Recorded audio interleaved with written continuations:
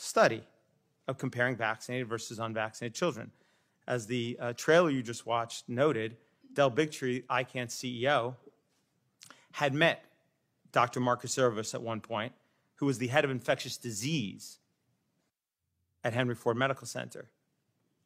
And he agreed to meet and to potentially do the study. He is conducts clinical trials for vaccines, including for the Moderna COVID-19 vaccine. He's avowedly pro-vaccine.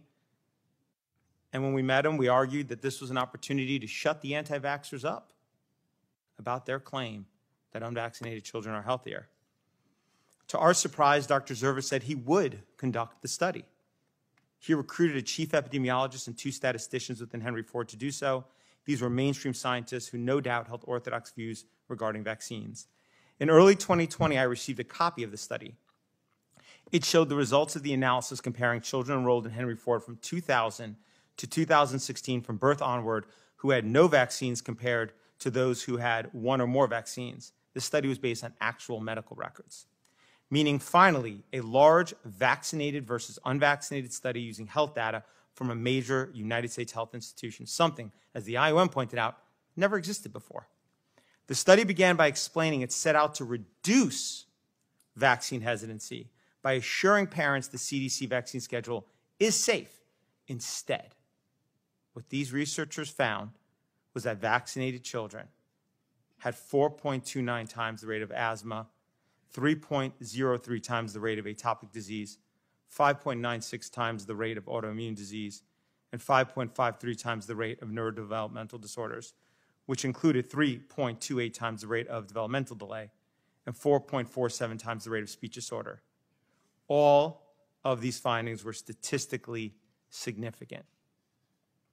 There was also other conditions for which there were numerous cases in the vaccinated group, but 0 in the unvaccinated group. Hence, a rate cannot be calculated, including brain dysfunction, ADHD, learning disabilities, intellectual disabilities, and tics. For example, there were 262 cases of ADHD in the vaccinated group, and there were none in the unvaccinated group. In this study, there were around 16,000 kids in the vaccinated group, by the way, and around 2,000 in the unvaccinated group. So the rate, of course, between those is important, and that's what the study compared. These findings were troubling, including because these chronic health issues can be caused by immune system dysregulation, and vaccines can cause immune system dysregulation. Citations for this are in my written submission. Overall, the study found that after 10 years, 17% of the unvaccinated children had a chronic health issue, while 57% of the vaccinated children had at least one chronic health issue, often multiple. That's 17 versus 57%. The only real problem with this study and why it didn't get submitted for publication is that its findings did not fit the belief and the policy that vaccines are safe. Had it found vaccinated children were healthier, it no doubt would have been published immediately. But because it found the opposite, it was shoved in a drawer.